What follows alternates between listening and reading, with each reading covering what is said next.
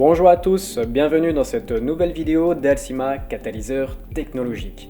Aujourd'hui, nous allons continuer cette série de vidéos sur les défauts d'impression 3D. Nous avons vu le warping, nous avons vu le décalage X et Y, et cette fois-ci, nous allons aborder deux problèmes sur une même pièce. On va prendre donc cette impression ici présente. On peut constater sur cette impression qu'il y a deux défauts. Tout d'abord, on peut remarquer sur le dessus qu'il manque de matière, et on peut remarquer ici qu'il y a comme des fils d'ange, des défauts d'impression où le filament s'est étiré. Alors, de quoi est-ce que l'on parle ici? Donc le fil d'ange, c'est ce que l'on appelle en anglais le stringing, c'est-à-dire qu'il s'agit de la matière lors de sa rétractation et d'un déplacement à vide. Cette matière s'est étirée à cause de sa fluidité et de sa température. Cette problématique est très rencontrée sur deux types de filaments, les PETG et les matières TPU, les élastomères.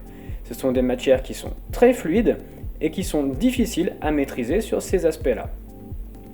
Que faire dans ce cas-là?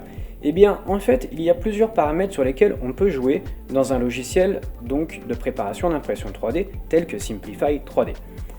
Vous pouvez augmenter la distance de rétractation ainsi que la vitesse de rétractation.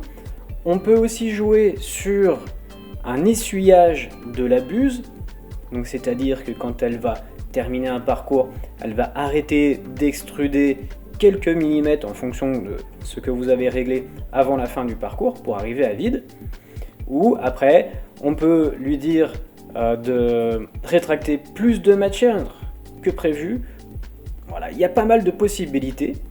Vous avez également la possibilité de travailler sur la température d'extrusion et sur la vitesse de ventilation de la pièce.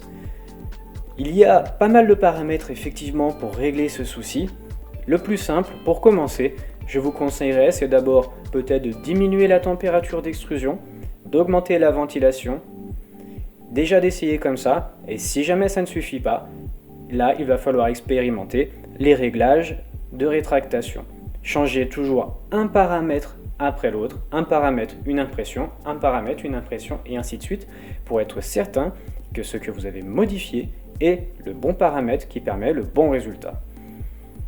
Toujours sur cette impression-là, on peut remarquer un autre problème relativement simple à résoudre.